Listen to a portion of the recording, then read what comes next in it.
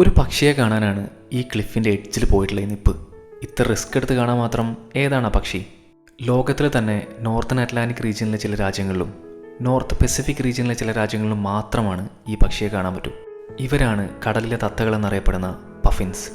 10,000 sea ബേർഡ്സിൻ്റെ കോളനിയാണ് Dunnet Head. അങ്ങനെ കുറച്ചു നേരത്തെ കാത്തിരിപ്പിന് ശേഷം ഒരാൾ വന്നു. മറ്റൊരുപാട് തരം ബേർഡ്സിനിടയിൽ ഒരു പഫിൻ മാത്രം, ഞങ്ങൾക്ക് കാണാനായി മാത്രം വന്ന പോലെ. ഭയങ്കര ക്യൂട്ട് ആൻഡ് കാർട്ടൂണിഷ് ആയിട്ടുള്ള ലുക്കാണ് പഫിൻസിന്. കുറേ നേരം നമ്മൾ നോക്കി നിന്ന് പോവും. പക്ഷേ ഇവർ ചില്ലറക്കാരല്ല, ഒരുപാട് പ്രത്യേകതയുള്ള ടീംസാണ്. ലൈഫിൽ ഒരു പാർട്ട്ണർ മാത്രമുള്ള മോണോഗാമസ് ബേർഡ്സാണ് പഫിൻസ്.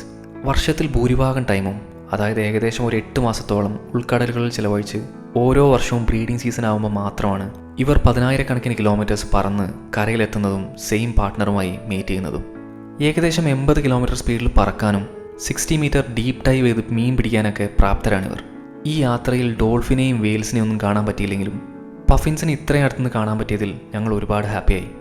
1831 നിർമ്മിച്ച ഈ ലൈറ്റ് ഹൗസും ക്ലിഫിൽ നിന്നുള്ള കടലിൻ്റെ കാഴ്ചകളൊക്കെയാണ് ഡണ്ണറ്റ് ഹെഡിലെ മറ്റ് അട്രാക്ഷൻസ്. കുറേ നേരം അവിടെ ചിലവഴിച്ച് ഞങ്ങൾ യാത്ര തുടർന്നു. പോകുന്ന വഴിയിലാണ് ഈ റെഡ് കളർ ലേക്ക് കണ്ടത്. ആദ്യമായാണ് ഇങ്ങനൊരു കാഴ്ച കാണുന്നത്. മണ്ണിലും പാറകളിലുള്ള ഹൈ അയൺ കണ്ടൻ്റാണ് ഈ ലേക്സിന് ഈ കളർ വരാൻ കാരണം.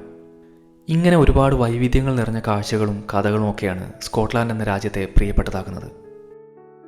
തുടരും.